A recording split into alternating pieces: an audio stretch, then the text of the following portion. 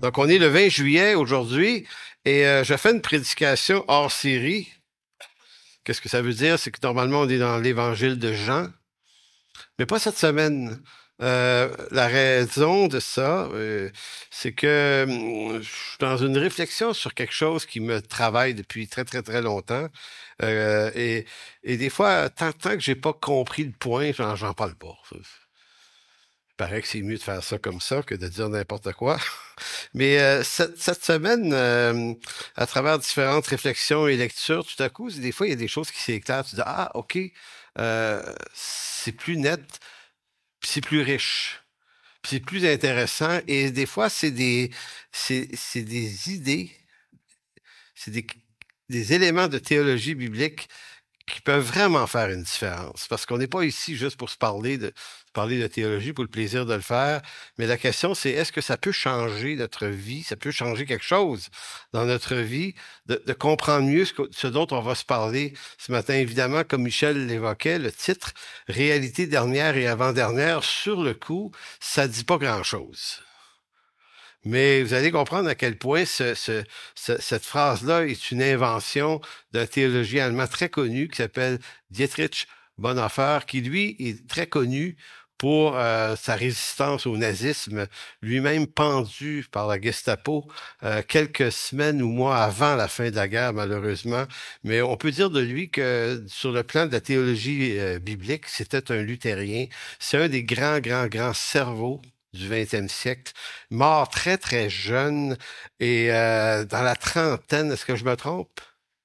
Il n'y avait pas 40 ans encore quand on l'a mis à mort, si ma mémoire est bonne, et si jeune, mais d'une intelligence redoutablement puissante. Et aujourd'hui, on s'intéresse encore à ses travaux.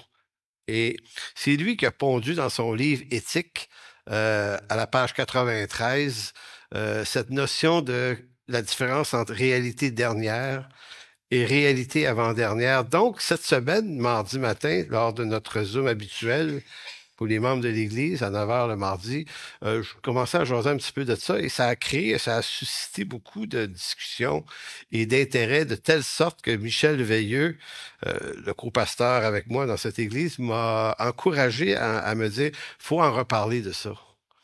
Et pas juste un mardi matin, ils amènent ça le dimanche, puis développent ça parce que il y a quelque chose de vraiment, je ne sais pas si je pourrais dire puissant, pas tellement le mot que je dirais, mais c'est peut-être utile, extrêmement utile et riche.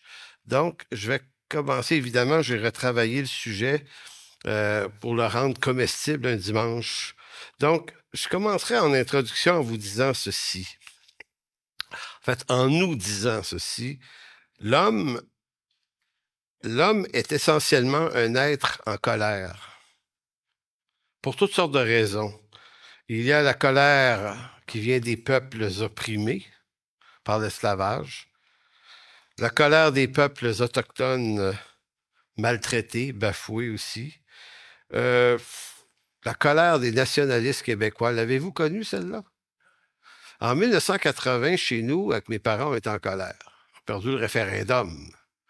Et c'était la fin du monde pour nous autres, vraiment. Bon, mes parents étaient des nationalistes acharnés. J'ai vu mon père faire du porte-à-porte pour le Parti québécois. Là. C'était très intense. Donc, quand on endosse une cause là, ça devient là, une partie de notre vie, une priorité, quand ça se passe pas comme on veut, ben, c'est la colère. Donc, la colère des nationalistes québécois. Il y a la colère des pauvres qui existe. La colère des féministes existe aussi dans notre monde. La colère, maintenant, c'est nouveau, des masculinistes. Il fallait bien que ça arrive. Si les féministes sont en colère, il va y avoir une contrepartie quelque part, c'est sûr.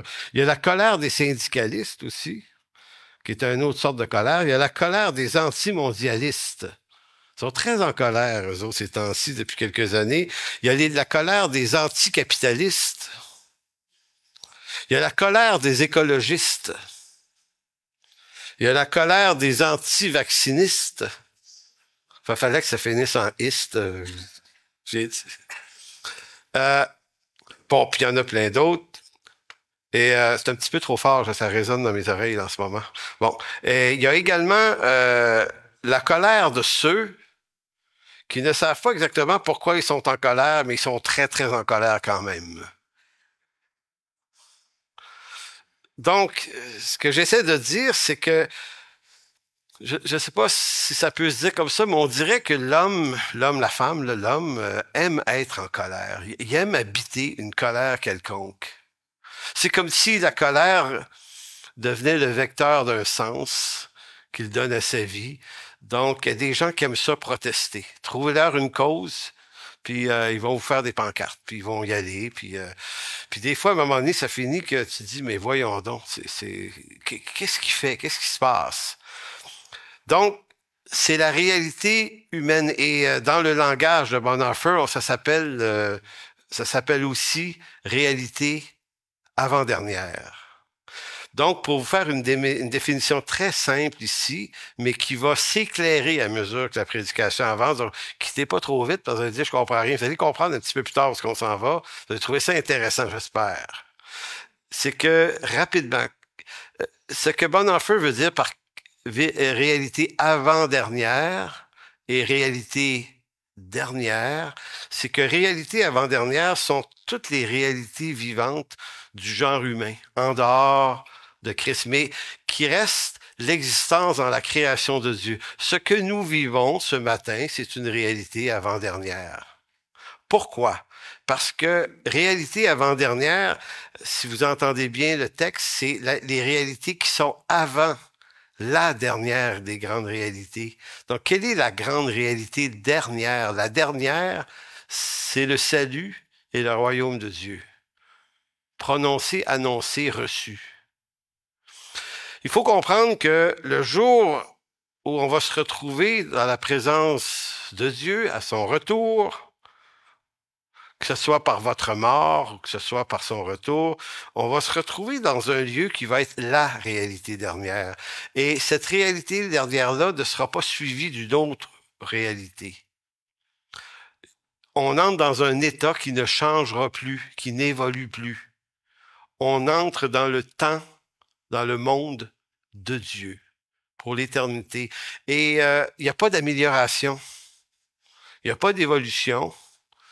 Il n'y a pas dans ce lieu-là, c'est pas un lieu d'attente où on attend quelque chose d'autre, comme un plus grand bonheur, plus loin, une réussite. Non, non, c'est une réalité. Elle est la dernière de toutes les réalités. Donc, vous voyez le point. Donc, vous et moi, on habite en ce moment, et là, c'est là que ça peut paraître un petit peu difficile à saisir des fois, c'est qu'on est un peu dans l'écosystème de ces deux réalités-là. Parce que tant qu'on est vivant sur la Terre, dans nos vies actuelles, qu'on soit croyant ou pas, on vit les réalités avant-dernières. Donc, toute la réalité humaine qui est de Dieu aussi, parce qu'on est dans la création de Dieu et toutes les réalités avant-dernières, donc la vie, la politique, le mariage, l'éducation, nommer tout ce qui peut se passer dans nos vies, ça appartient aux réalités dernières. Maintenant, qu'est-ce qui vous différencie comme croyant d'un non-croyant en rapport avec réalité avant-dernière et dernière?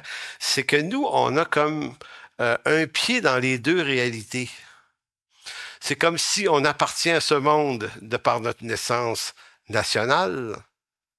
Donc, on est né dans un monde de ces réalités avant-dernières, mais en Jésus-Christ, on a comme un pied dans la réalité dernière. On appartient déjà à ce royaume aussi.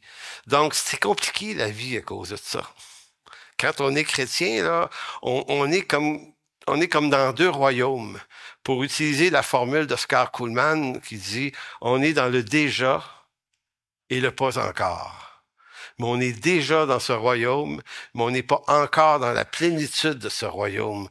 Donc, d'où la complexité de la vie chrétienne, c'est coincé entre ciel et terre, quelque part.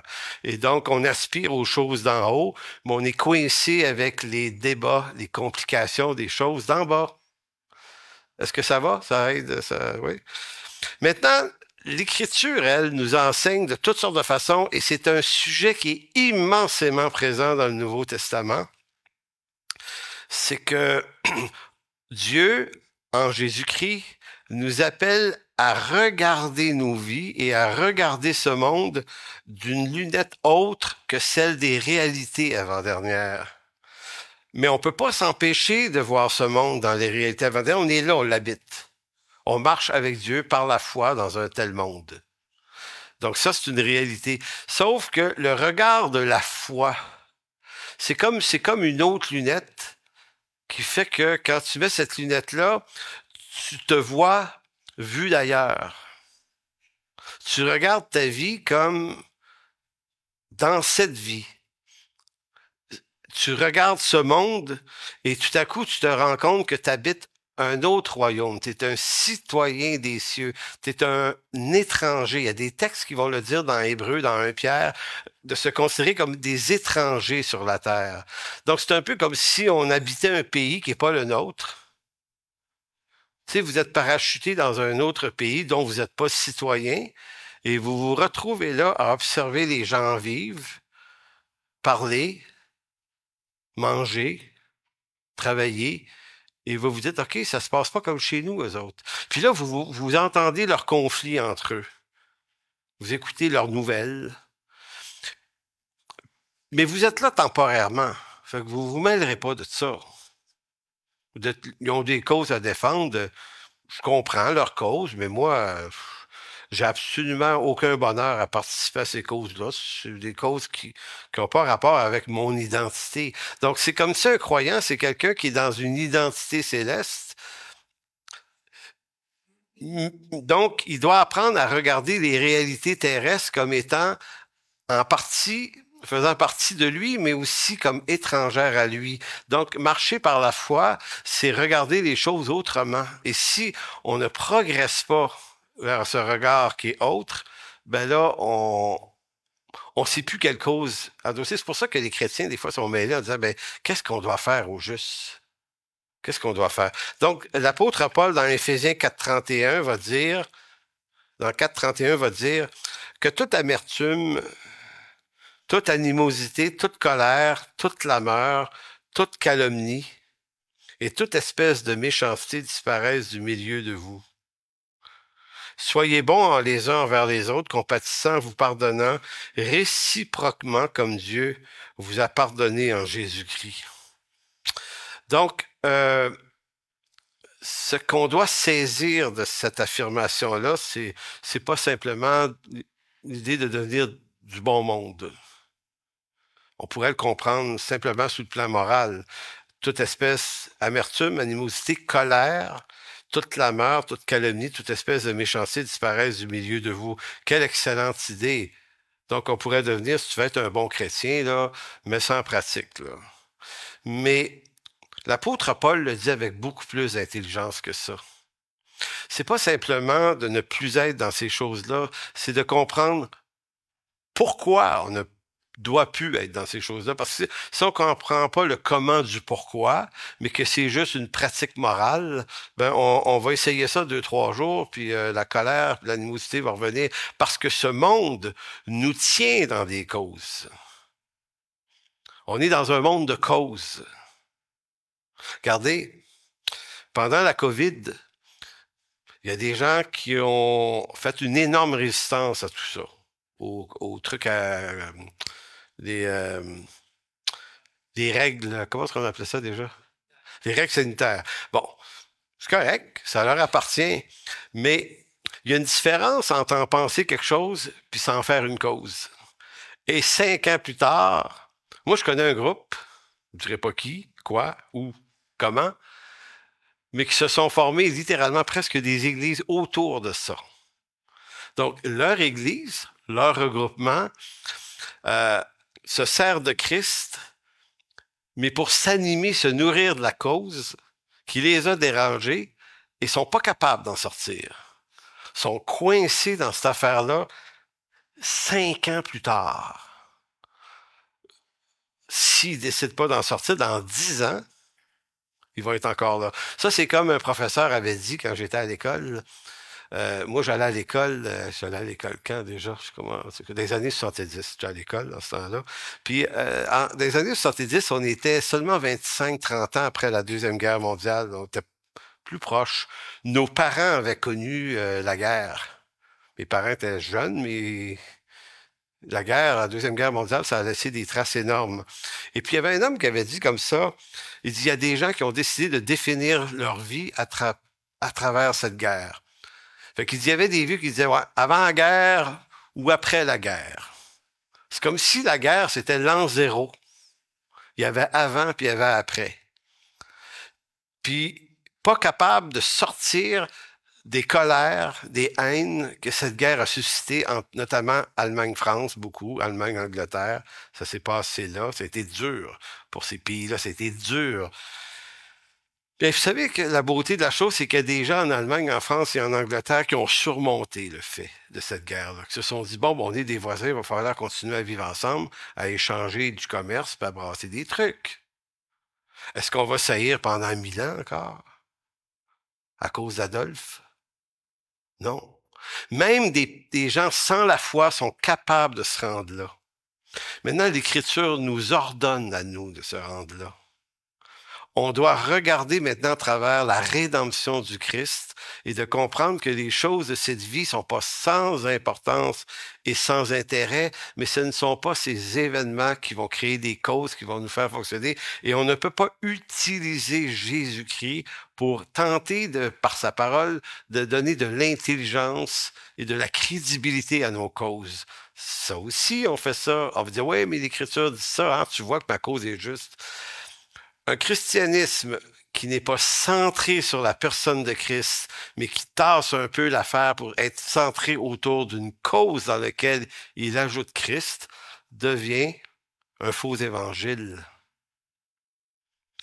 Donc, en principe, la conversion à Jésus-Christ devrait nous libérer de nos colères parce qu'en lui, en Jésus-Christ, nous cessons d'appartenir à toutes ces causes qui nourrissent notre colère en vue plutôt d'avoir une liberté qui nous remet, qui nous recentre sur la personne de Jésus-Christ.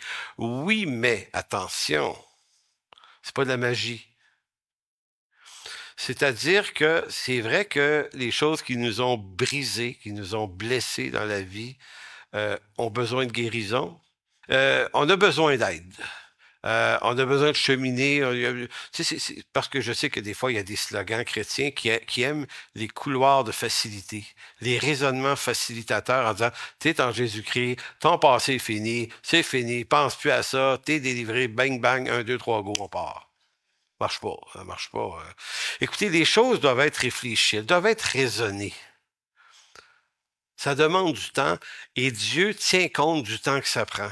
C'est pas comme si Dieu disait, t'es dans les réalités dernières, t'as reçu Jésus, maintenant tu vis pour les choses d'en haut, fait que arrête de pleurer sur ton sort, là, c'est pas utile. Non. Non, il y a un temps pour pleurer. Il y a des temps. Dieu habite aussi les réalités avant-dernières. Il n'est pas même s'il incarne dans sa personne et son salut la réalité dernière qui nous attend, Dieu est présent au cœur de la réalité avant-dernière. C'est pour ça que son Église est là. C'est pour ça que la foi est là.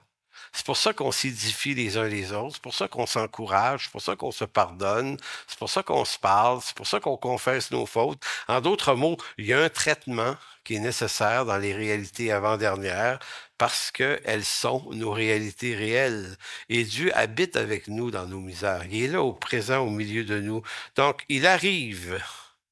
Donc, maintenant, oui, c'est ça. La méchanceté, le racisme, et la cruauté, et là, on tombe dans quelque chose de sensible.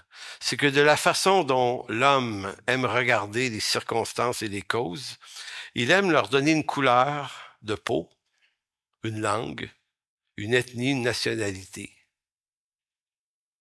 Donc, des gens vont dire que le problème, c'est les Blancs. Les féministes vont dire que le problème, c'est les hommes. Et les hommes vont dire, ben, le problème, c'est... Bon, vous voyez, je suis habile, je ne l'ai pas dit, je vous l'avais dit. En d'autres mots, le problème, c'est toujours les autres. Au Québec, on disait que le problème, c'est les Anglais. Mais que se disaient les Anglais en même temps? C'est le problème au Canada, c'est les Français. Ils refusent de s'angliciser. Ça serait bien plus simple si tout le monde parlait anglais. Je l'ai entendu, moi, ça. Ils disaient, pourquoi vous persévérez à parler français? Hein? On fait bien plus d'argent en anglais, c'est bien mieux, on va se parler la même langue, on va se comprendre. Comprennent pas notre réalité. Et là, multiplier ça dans les pays du monde. Vous savez, quand je suis allé souvent en Afrique, moi, puis notamment au Bénin, à la capitale du Vaudou, qui est à Ouida. Et il y a un musée, là, puis il y a toutes sortes d'explications parce qu'il y a un port de mer à Ouida qui c'est le lieu d'où partaient les bateaux esclavagistes envoyés par les Britanniques au 18e siècle, 19e siècle. Donc, les Britanniques envoyaient le bateau là. Il y a les Hollandais qui faisaient ça. Ils chargeaient des bateaux d'esclaves puis ils amenaient ça à Boston, aux États-Unis. Donc, vite vu, tu dis, les Blancs sont vraiment des exploiteurs d'esclaves et c'est complètement vrai, très, très dur. Et les bons chrétiens dans le sud des États-Unis, eux autres, ne voyaient pas de problème à exploiter l'esclavage. Curieux. C'est curieux comment on s'éclaire comme on le veut bien, hein? C'est curieux comment on se sert de la parole pour justifier nos prises de position. C'est curieux. C'est curieux comment on est capable d'absolument tout expliquer et tout justifier. Maintenant, un jour, je suis au Bénin comme ça, et puis on visite ça, puis je jase avec des pasteurs beaucoup, des amis là-bas, puis des historiens aussi, puis là, ils se mettent à nous expliquer quelque chose qu'on ne savait pas. Ils disent, oui, mais les esclaves qui étaient embarqués sur les bateaux ici étaient déjà les esclaves de tribus et de clans africains plus forts. Je dis, ah ouais? Ah ouais, ça existait depuis longtemps ici, l'esclavage. Hein? Non, c'était des tribus, des clans africains plus puissants qui se servaient des tribus plus faibles qu'ils livraient à l'esclavage à leur avantage. Et qu'est-ce que c'est l'esclavage des bateaux? Ben, ils les vendaient aussi. C'est un commerce là-bas, ça. Peut-être sérieux? Il dit, oui. Existait ici, ça existait ici. Et quand on comprend, quand on commence à regarder toutes les histoires comme ça dans le monde, on se rend compte que on est tous méchants, cruels, et ça n'a pas de couleur. Ça n'a pas de langue, cette affaire-là. Ça a une cause, la chute adamique. L'idée qu'un peuple serait plus méchant que nous, c'est une utopie. Mais c'est une utopie qui fait notre affaire quand on l'assimile, merci, c'est le mot. On l'adopte, c'est le mot que je cherchais. Parce que ça nous fait du bien de penser que quelqu'un ou des quelqu'un sont plus méchants que nous, c'est vraiment eux autres le problème. Comme disait la fameuse phrase, l'enfer, c'est les autres. Ce que l'Écriture vient déconstruire, c'est cette utopie.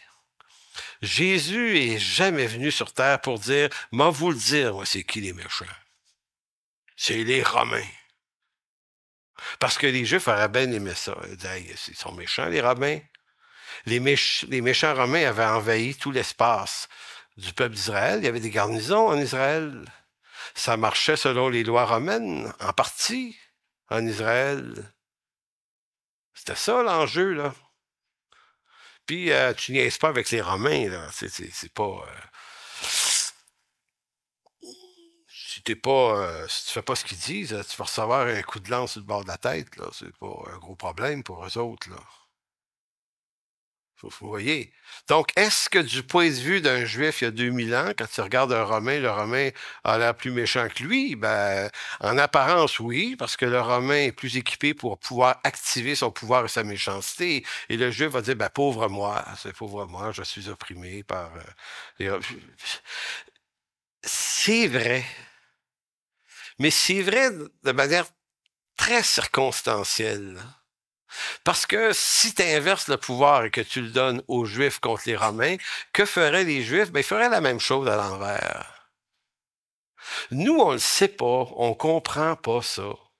Parce on habite le confort d'une idée qui fait que le méchant, c'est l'autre. Et pendant qu'on se met dans la cause que le méchant, c'est l'autre, on n'est pas en train de s'observer soi-même.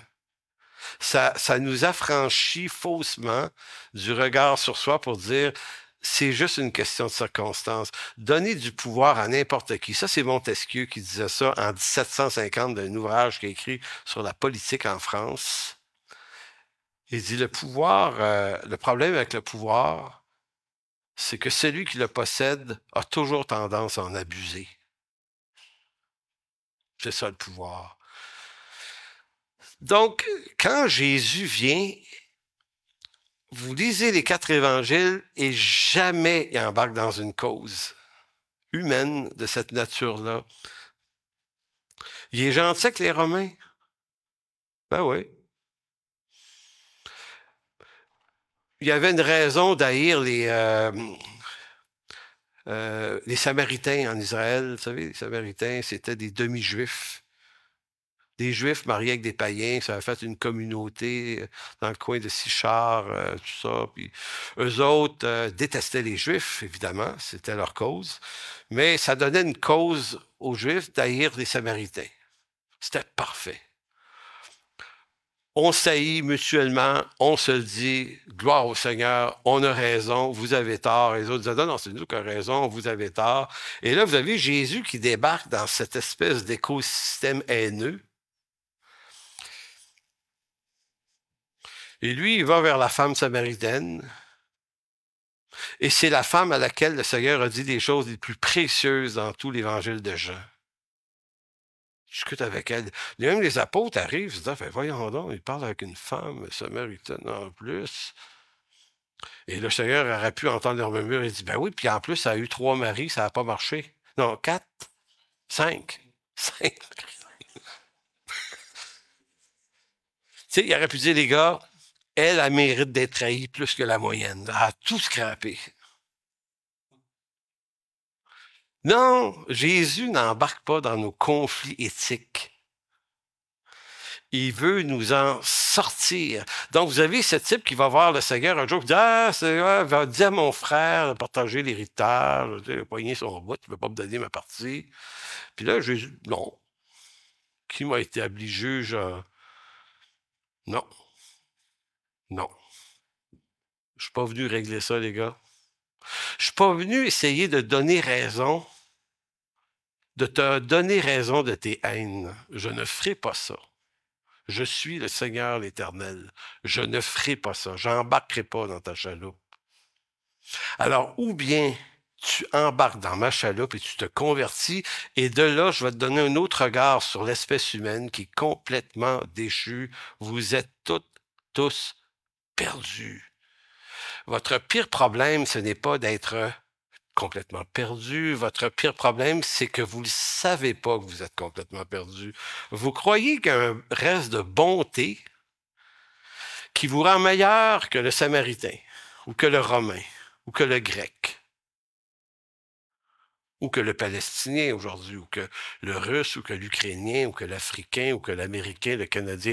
Là, vous pouvez nommer toutes les races et les couleurs de sortes de monde de la planète Terre, et vous arrivez à la même équation. Donc, c'est un peu comme si, quand Paul va dire « quittez ça, les clameurs », tu sais, si on relit remarque le texte encore, que toute espèce d'amertume, animosité, colère, clameur, toute calomnie, toute espèce de méchanceté disparaissent du milieu de vous. Soyez bons les uns envers les autres, compatissants, vous pardonnant réciproquement. Je ne sais pas si vous comprenez à quel point on appelle ça un changement de paradigme. Donc, c'est pas juste un comportement moral meilleur, c'est une éthique d'en haut. Mais pour pouvoir vivre de cette éthique-là, il faut que tu te sois vu à partir des choses d'en haut. Il faut que tu aies compris que ton appartenance, maintenant en Jésus-Christ, n'est plus celle que t'a donnée ton père et ta mère à la naissance, bien que ce n'est pas sans importance, mais c'est que tu es un citoyen des cieux. Et l'apôtre Paul, qui est l'inspiration de Dietrich Bonhoeffer, l'avait tellement bien compris parce que Paul, lui, était un pharisien parmi les pharisiens qui, justement, avait été éduqué à l'école de la haine de tout ce qui n'est pas aussi bon que nous autres.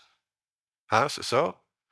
Et lorsqu'il rencontre le Seigneur sur la route de Damas dans Acte 9, il rencontre un mur qui s'appelle le Seigneur Jésus-Christ en personne.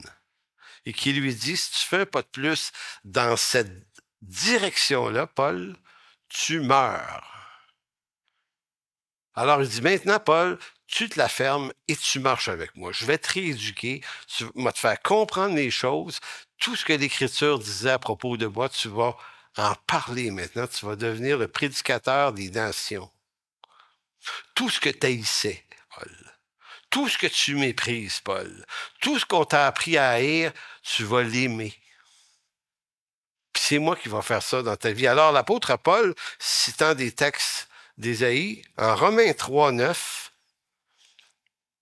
encore là, si on relit Romains 3, 9 à 18, dans la perspective des réalités dernières et avant-dernières, là, ça c'est clair.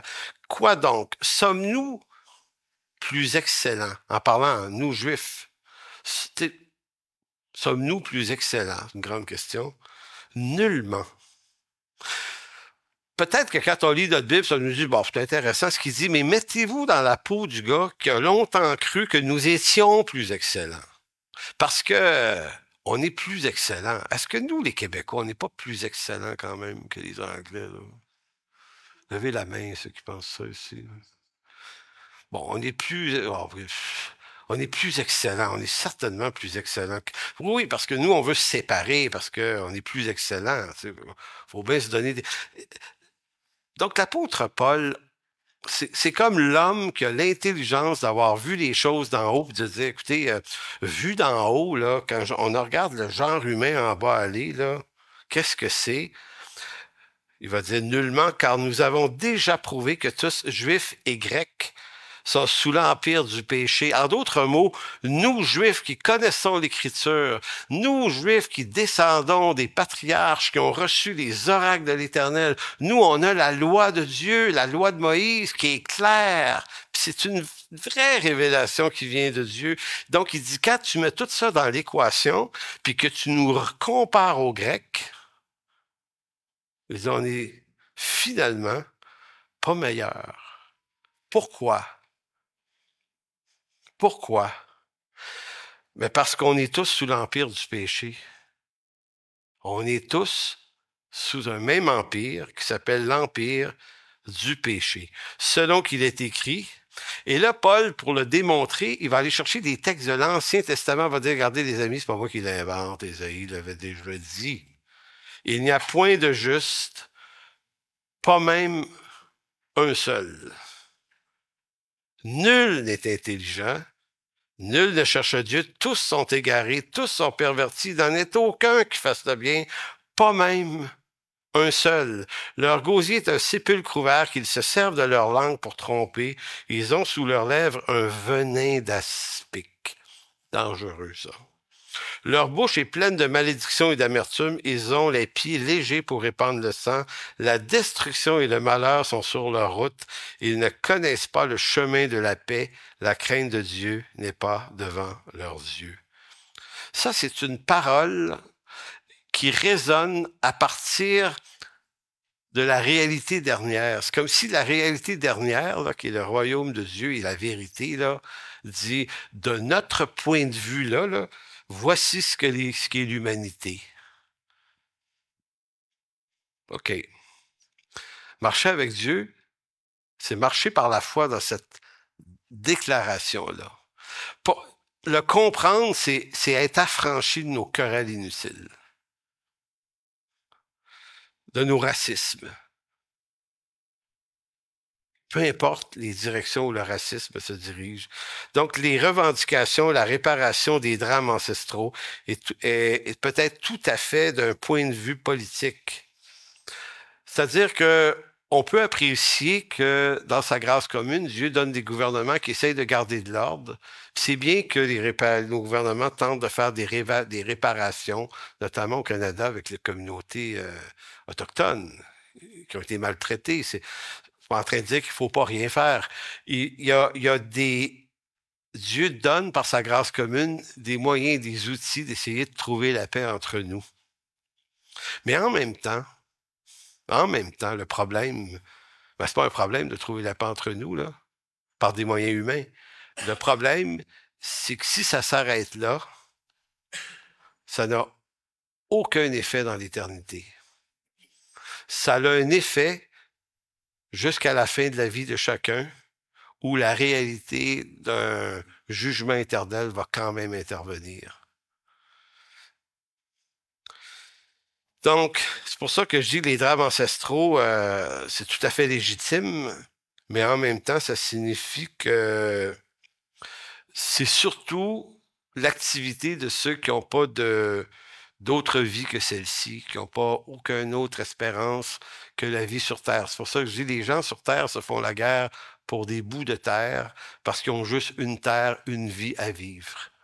Quand on est dans une perspective éternelle, puis qu'on regarde le monde à partir d'un point de vue où on est des étrangers sur la terre, on se dit non, on ne se battra pas, nous, pour des coins de terre. On va annoncer l'Évangile. Parce que l'Évangile ne fait pas que donner aux gens un coin de terre, mais leur donne une nouvelle terre et des nouveaux cieux. Jésus-Christ nous affranchit de ses causes en nous faisant fils et filles de son royaume et nous délivrant du fait qu'on était des fils et des filles d'Adam avant. Donc Jésus disait en Matthieu 5, 43 et 43, 45, et là on revoit un autre texte qui résonne différemment si on le regarde dans les réalités dernières et avant-dernières. Vous avez appris qu'il a été dit, tu aimeras ton prochain, tu haïras ton ennemi. Mais moi, je vous dis. Donc, vous voyez ici le langage nouveau. Vous avez appris et vous a été dit, en d'autres mots, c'est comme ça qu'on vous a éduqué à réfléchir. C'est normal d'haïr ton ennemi. Ben oui, il est méchant. Toi, tu es beaucoup moins méchant que lui. Tu es à la limite très gentil. Mais Jésus, comment vous dire? Il va dire ceci, mais moi, je vous dis, aimez vos ennemis, bénissez ceux qui vous maudissent, faites du bien à ceux qui vous haïssent, et priez pour ceux qui vous maltraitent et qui vous persécutent, afin que vous soyez fils de votre Père qui est dans les cieux, car il fait lever son soleil sur les méchants et sur les bons, et il fait pleuvoir sur les justes et sur les injustes. Maintenant, vous pourriez voir ce texte-là comme si Jésus vous invite à produire un effort par vous-même pour arrêter d'haïr vos ennemis. Mais en fait, la déclaration du sermon sur la montagne, c'est un sermon qui montre ce que fait le salut et la rédemption en Jésus-Christ dans le cœur de ceux qui se tournent vers Dieu. Puisque tes fils, qu'on est fils de notre Père qui est dans les cieux, on entre dans une nouvelle réalité qui est un regard à partir des cieux. Et on possède, curieusement, vous allez dire, oui, mais comment on fait pour regarder les choses de ce point de vue-là? On n'est pas là. En fait, à travers l'Écriture, on est un peu là. L'Écriture nous envoie des paroles de cet endroit-là. Elle nous parle de cet endroit-là, elle nous parle à partir de cet endroit-là. Elle nous dit, regarde les choses d'un autre point de vue. Et je ne suis pas en train de dire de changer. On n'est pas capable de se changer. Mais lorsque le point de vue est changé, l'endroit d'où on regarde les choses est plus le même, c'est là qu'il se peut que notre condition humaine se mette à être influencée par les lois du royaume. C'est très différent. L'apôtre Paul, dans Philippiens 3, va dire une chose très intéressante. Et là, je tiens à préciser encore une fois que si notre regard doit être celui du royaume sur ce monde, c'est pas un regard qui méprise ce monde et ses folies. C'est pas non plus un regard de haine.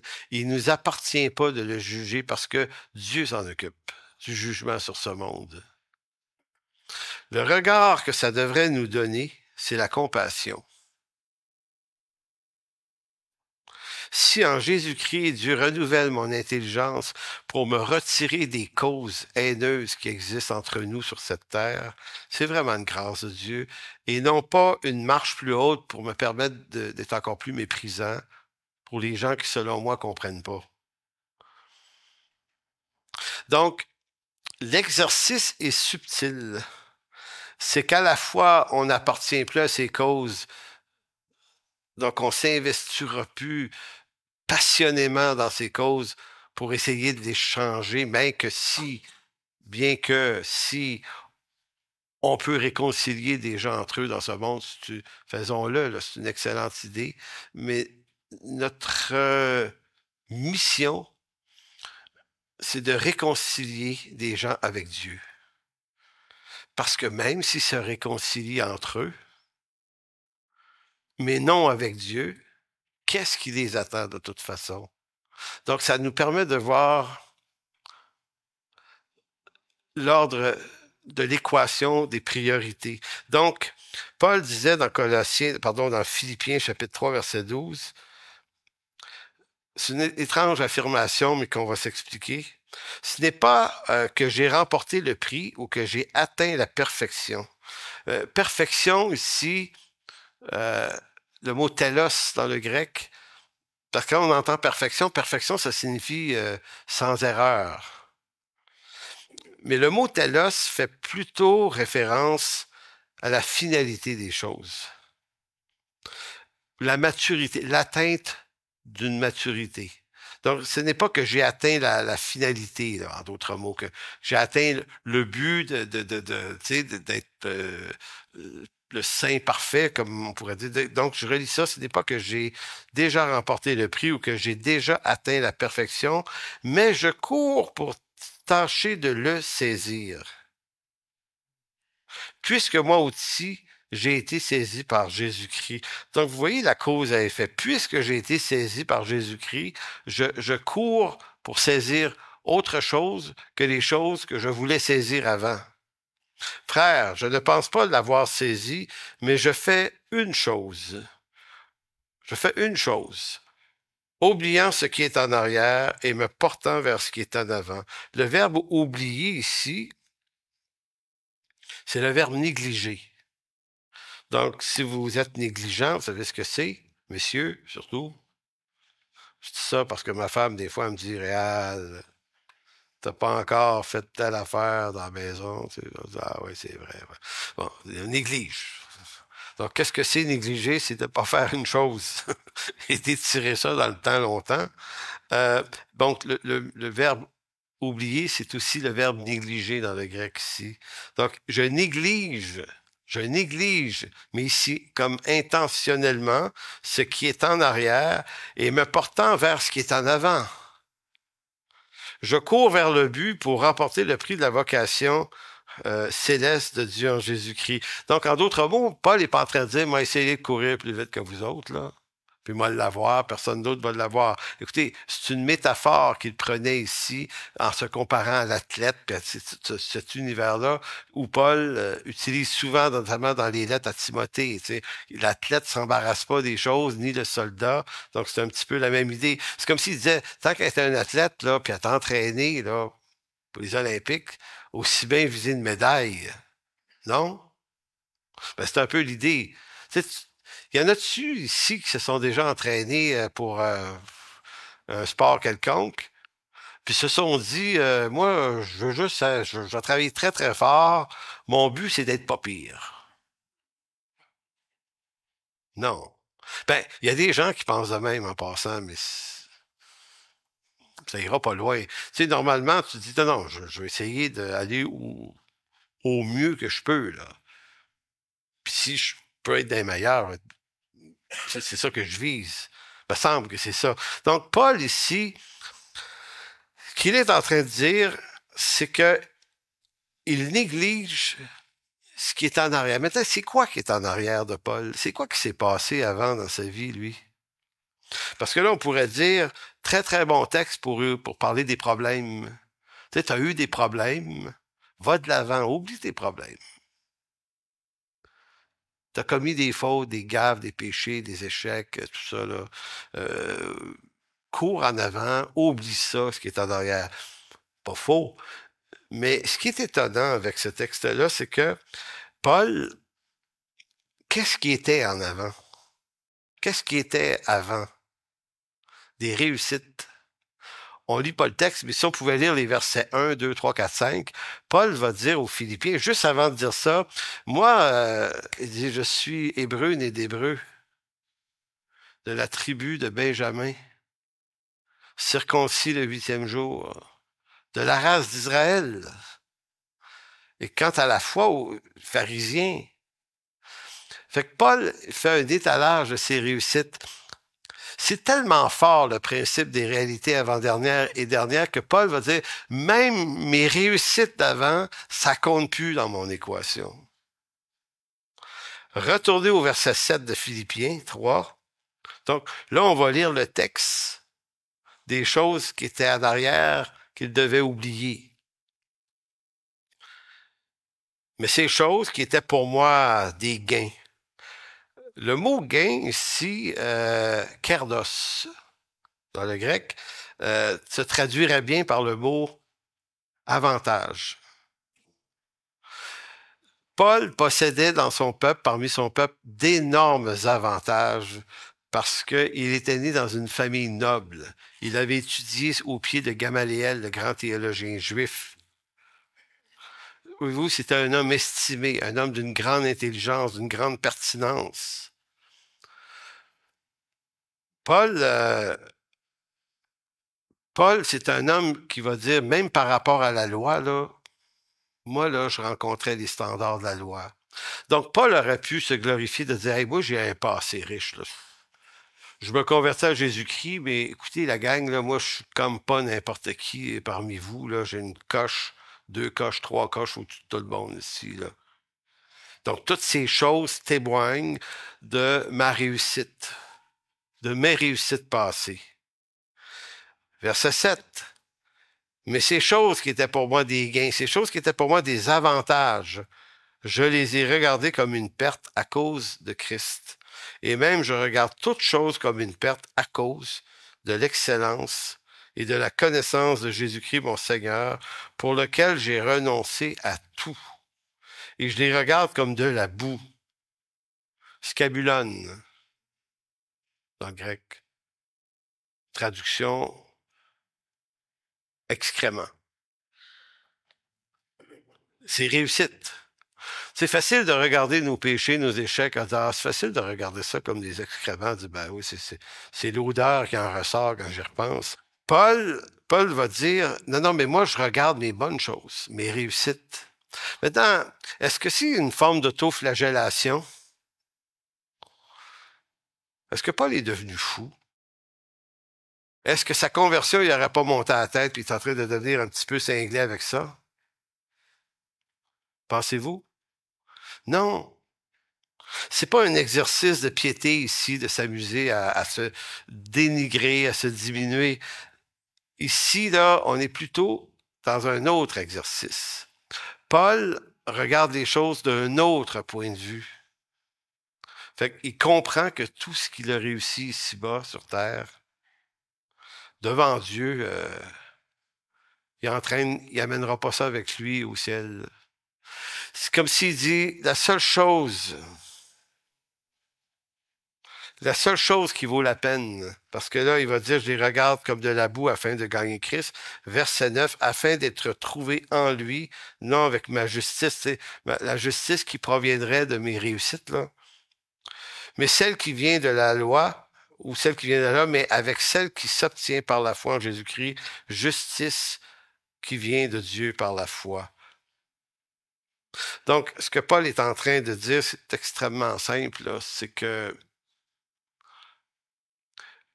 les réalités avant-dernières, ce qui est notre existence ici-bas, ça a énormément d'importance. C'est aussi le monde créé par Dieu, voulu par Dieu. C'est là où on existe pour de vrai. C'est là où on marche avec Dieu. Mais c'est comme si on devait avoir un regard qui vient d'en haut pour regarder ça et arrêter de donner de la valeur à toutes sortes de choses qui en ont pas tant, parce que le jour où on va être sur notre lit de mort, là, tout ça, là, tout ça, là, tu sais, c'est comme Jésus disait, là, celui qui a rempli ses greniers, là, et que sa vie a été redemandée, là, ben, ses greniers sont restés en bas. nos réussites, nos diplômes, toutes ces grandes affaires-là, puis je suis pas en train de dire de ne pas en avoir. Là. Si on étudie, vous devenez quelqu'un, c'est une bien bonne idée. Mais si on s'accorde de la valeur à soi-même parce qu'on possède ça, eh bien, le jour de notre mort, toutes ces choses-là vont rester ici, là. Donc, le jour de notre mort ou le retour du Seigneur, là, il y a juste nous, nus, de toutes nos réussites et de tous nos échecs. On est dénudé de tout ça. C'est pour ça que c'est comme si Paul disait, il y a juste Jésus-Christ, ma richesse. Je vais être trouvé en lui. Point.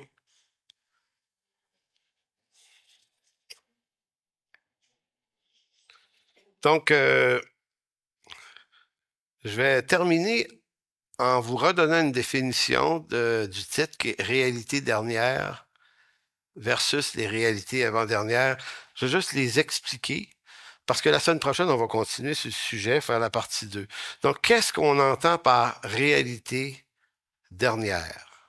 Réalité dernière, ce sont les vérités ultimes de la foi.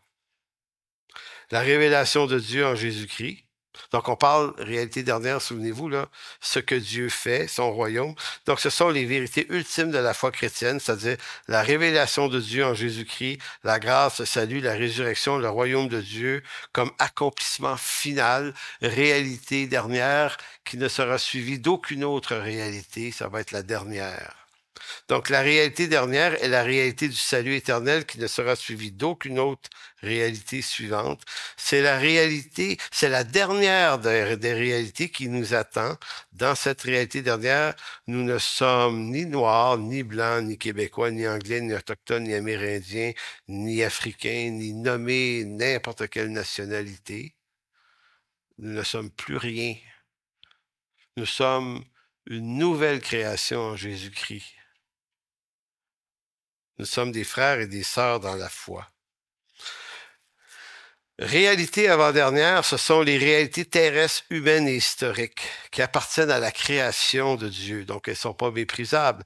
Qu'est-ce que c'est? Ben, c'est la justice, la responsabilité, l'éthique, la culture, la politique, la famille, le travail, la souffrance, les choix moraux, les engagements, et vous pouvez ajouter tout le reste. Bonhoeffer insiste sur le fait que le chrétien ne doit pas négliger les réalités avant-dernières, sous prétexte de ne viser que la réalité dernière. Parce que c'est ça. Des chrétiens qui vont être très, très spirituels, sont tellement dans les choses d'en haut qu'ils méprisent ou ne s'occupent plus des choses d'en bas. Bonhoeffer, qui définit le concept, dit non, c'est pas ça non plus. Le chrétien vit sa foi en ce monde. L'Église existe dans ce monde déchu. Elle est présente pour aimer le prochain de ce monde. Puisque nous sommes transformés à l'image de Jésus-Christ, on ne se laisse néanmoins plus entraîner dans les causes que suggère le monde des réalités avant-dernières. Donc, c'est pour ça que je vous dis que ça peut paraître un petit peu compliqué. On existe dans ce monde des réalités avant-dernières, mais on n'entre plus dans ces passions dévorantes, guerrières et haineuses. Dernier verset, Romains 8, 29. Texte extrêmement important pour déterminer, pour expliquer l'élection et la prédestination. Mais ici, on va le regarder dans ce concept des réalités dernières. Écoutez bien, car ceux qu'il a connus d'avance, donc ceux qui lui appartiennent, il les a prédestinés à être quoi?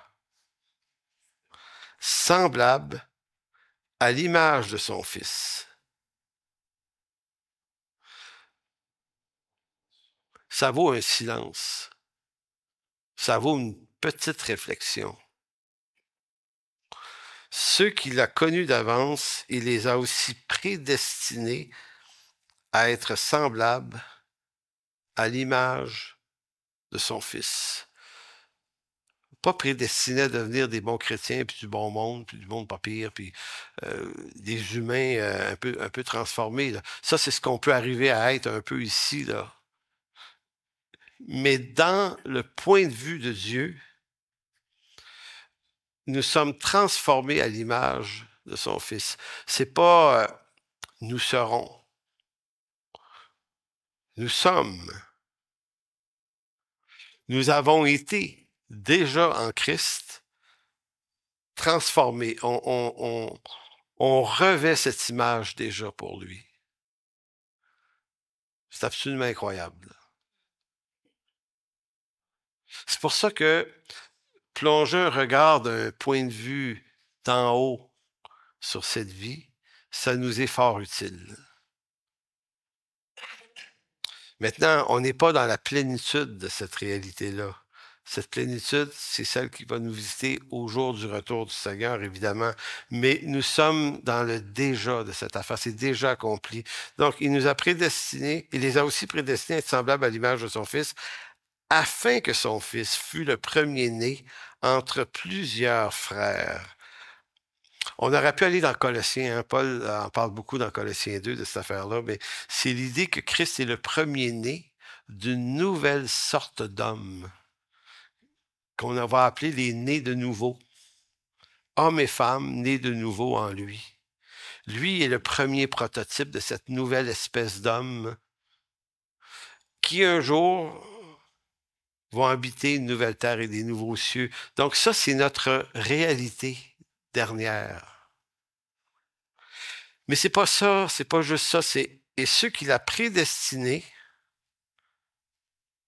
il les a aussi appelés à et ceux qu'il a appelés, il les a aussi justifiés, ceux qu'il a justifiés, il les a aussi, et ça c'est le punch, il les a aussi glorifiés. Donc, frères et sœurs en Jésus-Christ, qu'est-ce qu'on pourrait se dire autre ce matin?